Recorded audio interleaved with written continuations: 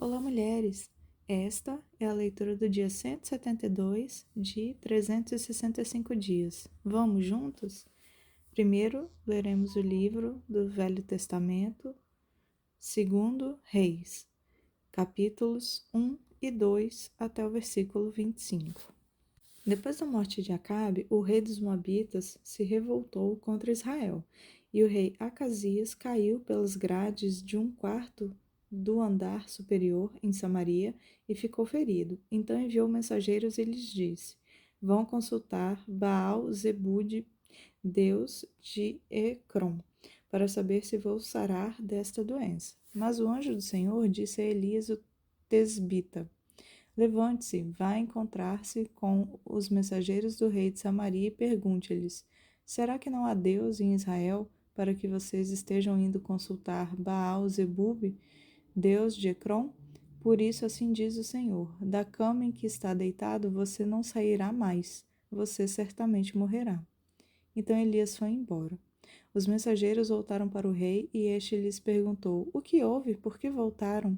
Eles responderam: Um homem veio ao nosso encontro e nos disse que deveríamos voltar para o rei que nos havia mandado e dizer o seguinte: Assim diz o Senhor: Será que não há Deus em Israel para que você esteja mandando consultar Baal-Zebub, Deus de Ecrom?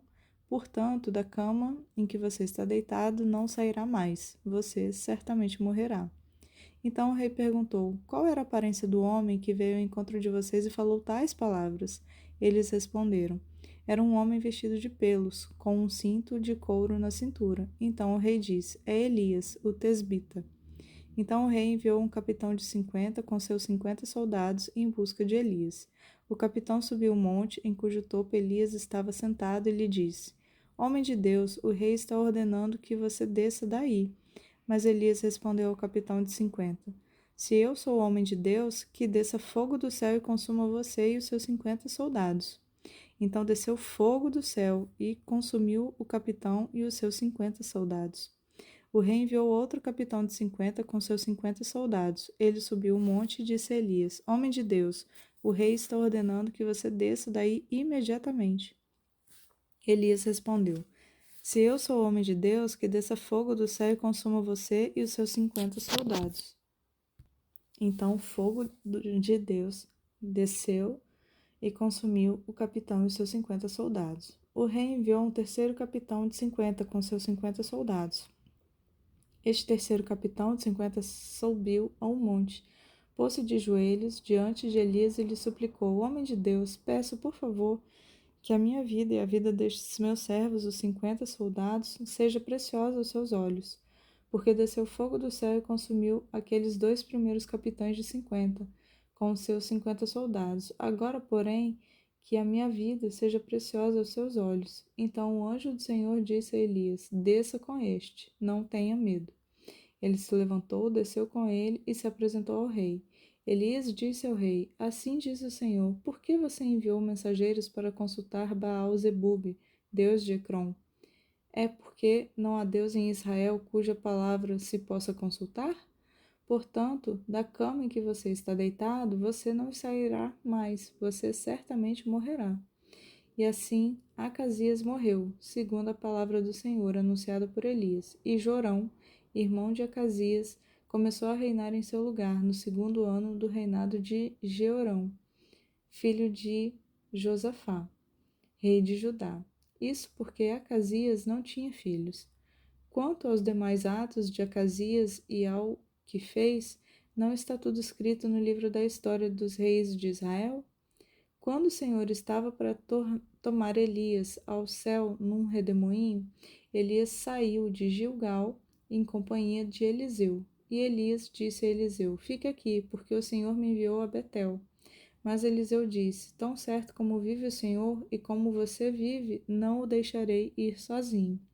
E assim foram até Betel. Os discípulos dos profetas que estavam em Betel saíram ao encontro de Eliseu e lhe perguntaram: Você sabia que hoje o Senhor levará o seu mestre, elevando-o por sobre a sua cabeça? Ele respondeu: Sim, também eu já sei, mas não digam nada. Então Elias disse a Eliseu: Fique aqui, porque o Senhor me enviou a Jericó. Mas Eliseu disse: Tão certo como vive o Senhor e como você vive, não o deixarei ir sozinho. E assim foram a Jericó. Então os discípulos dos profetas que estavam em Jericó se aproximavam de Eliseu e lhe perguntaram: Você sabia que hoje o Senhor levará o seu mestre, elevando-o por sobre a sua cabeça? Ele respondeu: Sim, também eu já sei, mas não digam nada. Mais uma vez Elias disse a Eliseu: Fique aqui, porque o Senhor me enviou ao Jordão. Mas Eliseu disse: Tão certo como vive o Senhor e como você vive, não o deixarei ir sozinho. E assim os dois foram juntos. 50 homens dos discípulos dos profetas foram e ficaram a certa distância, quando ambos pararam junto ao Jordão. Então Elias pegou o seu manto, enrolou-o e bateu com ele nas águas, as quais se dividiram para os dois lados, e ambos passaram em seco. Quando eles tinham passado o Jordão, Elias disse a Eliseu: Diga o que você quer que eu faça por você, antes que eu seja levado embora. Eliseu disse: Quero receber por herança a porção dobrada do seu espírito. Elias respondeu: Você fez um pedido difícil, mas se você me vir quando eu for levado embora, será como você pede. Porém, se você não me vir, não será assim. Enquanto iam caminhando e falando, eis que um carro de fogo com cavalos de fogo os separou um do outro, e Elias subiu ao céu num redemoinho. Ao ver isso, Eliseu gritou: meu pai, carros de Israel e seus cavaleiros. E nunca mais ele viu Elias. E pegando a sua própria roupa, rasgou-a em duas partes. Então levantou o manto de Elias que havia caído e voltou para a margem do Jordão. Pegou o manto de Elias que havia caído, bateu com ele nas águas e disse: Onde está o Senhor, Deus de Elias? Quando ele bateu nas águas, elas se dividiram para os dois lados, e Eliseu passou. Os discípulos dos profetas que estavam defronte em Jericó viram isso e disseram: O espírito de Elias repousou sobre Eliseu. Foram ao encontro de Eliseu e se prostraram diante dele em terra e disseram a Eliseu: Eis que entre os seus servos há 50 homens valentes. Deixe-os ir em procura do seu mestre. Pode ser que o Espírito do Senhor o tenha levado e lançado em algum dos montes ou em algum dos vales. Porém, ele respondeu: Não, não mandem ninguém. Mas eles insistiram com ele até que, constrangido, lhes disse: Podem enviar os homens. E enviaram 50 homens que os procuraram durante 3 dias, porém não o acharam. Então voltaram para junto de Eliseu, que tinha ficado em Jericó, e ele lhes disse: Eu não disse que vocês não deveriam ir? Os homens da cidade disseram a Eliseu: Eis que essa cidade é bem situada, como o Senhor pode ver. Porém, a água não é boa e a terra é estéril. Ele disse: Tragam-me prato novo e ponha nele sal. E eles trouxeram. Então Eliseu foi até a fonte e jogou sal na água e disse: Assim diz o Senhor: Tornei saudável esta água. Ela não será mais causa de morte nem de esterilidade. E aquela água ficou saudável até o dia de hoje, segundo a palavra que Eliseu tinha dito. Então Eliseu partiu dali para ir a Betel. Estando ele a caminho, uns rapazinhos saíram da cidade e zombavam dele, dizendo: Suba, seu careca, suba, seu careca. Eliseu se virou para trás, viu os rapazinhos e os amaldiçoou em nome do Senhor. Então 2 ursas saíram do bosque e despedaçaram 42 deles. Dali Eliseu foi para o Monte Carmelo, de onde voltou para Samaria. Leremos agora livro de Atos, capítulo 13, a partir do verso 42 até o capítulo 14, versículo 7. Quando Paulo e Barnabé estavam saindo, as pessoas pediram que no sábado seguinte lhes falassem essas mesmas palavras. Terminada a reunião na sinagoga, muitos dos judeus e dos prosélitos piedosos seguiram Paulo e Barnabé, e estes, falando com eles, os persuadiam a continuar firmes na graça de Deus. No sábado seguinte, quase toda a cidade se reuniu para ouvir as palavras do Senhor. Mas os judeus, vendo as multidões, ficaram com muita inveja e, blasfemando, contradiziam o que Paulo falava. Então Paulo e Barnabé, falando ousadamente, disseram: Era necessário pregar a palavra de Deus primeiro a vocês. Mas, como vocês a rejeitam e se julgam indignos da vida eterna, eis que nos voltamos para os gentios, porque o Senhor assim nos determinou.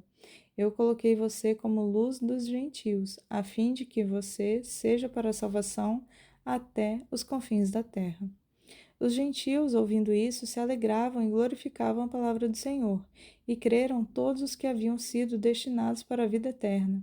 E a palavra do Senhor se espalhou por toda aquela região. Mas os judeus instigavam as mulheres piedosas de alta posição e os principais da cidade, e levantaram perseguição contra Paulo e Barnabé, expulsando-os do seu território. E estes, sacudindo contra eles o pó dos seus pés, foram para Icônio. Os discípulos, porém, estavam cheios de alegria e do Espírito Santo. Em Icônio, Paulo e Barnabé entraram juntos na sinagoga judaica e falaram de tal modo que veio a crer grande multidão, tanto de judeus como de gregos. Mas os judeus que não tinham crido incitaram e irritaram os ânimos dos gentios contra os irmãos.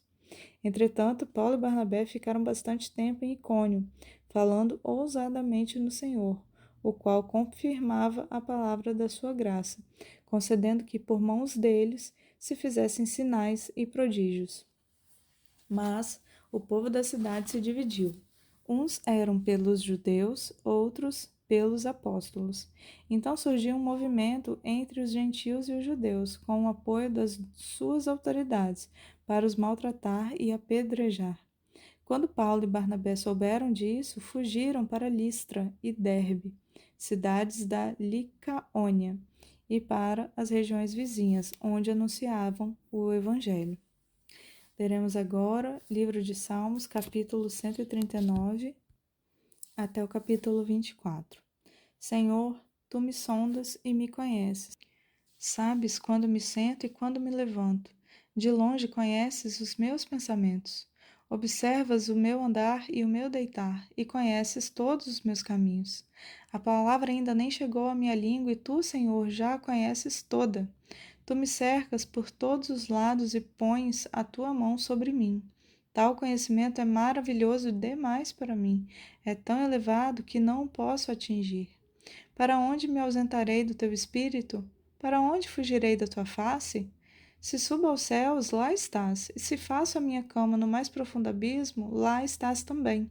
Se tomo as asas da alvorada e me detenho nos confins dos mares, ainda ali a tua mão me guiará, e a tua mão direita me susterá.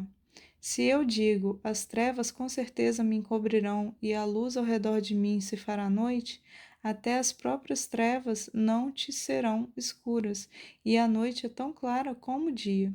Para ti as trevas e a luz são a mesma coisa. Pois tu formaste o meu interior, tu me teceste no ventre da minha mãe. Graças te dou, visto que de modo assombrosamente maravilhoso me formaste. As tuas obras são admiráveis e a minha alma o sabe muito bem. Os meus ossos não te foram encobertos quando no oculto fui formado e entretecido como nas profundezas da terra. Os teus olhos viram a minha substância ainda informe, e no teu livro foram escritos todos os meus dias, cada um deles escrito e determinado, quando nenhum deles ainda existia. Que preciosos para mim, ó Deus, são os seus pensamentos, e como é grande a soma deles. Se os contasse, seriam mais do que os grãos de areia, quando acordo, ainda estou contigo. Como eu gostaria, ó Deus, que acabasses com os perversos. Afastem-se, pois, de mim, homens violentos. Eles se rebelam contra ti e, como teus inimigos, falam coisas ruins. Acaso não odeio os que te odeiam, Senhor? E não desprezo os que se levantam contra ti? Eu os detesto com ódio completo. Para mim são inimigos de fato. Sonda-me, ó Deus, e conhece o meu coração. Prova-me e conhece os meus pensamentos. Vê se há em mim algum caminho mau e guia-me pelo caminho eterno. Leremos agora o livro de Provérbios, capítulo 17, versículos 19 ao 21. Quem ama discórdia, ama o pecado. O que faz alta a sua porta facilita a própria queda. O perverso de coração jamais encontra o bem, e o que diz coisas más acaba em desgraça. Quem gera um tolo faz isso para sua própria tristeza. O pai do insensato não terá alegria. Amém. Bendita seja a palavra do Senhor lida. Eu sou a Jaqueline. Te espero na próxima leitura. Tenha um bom dia.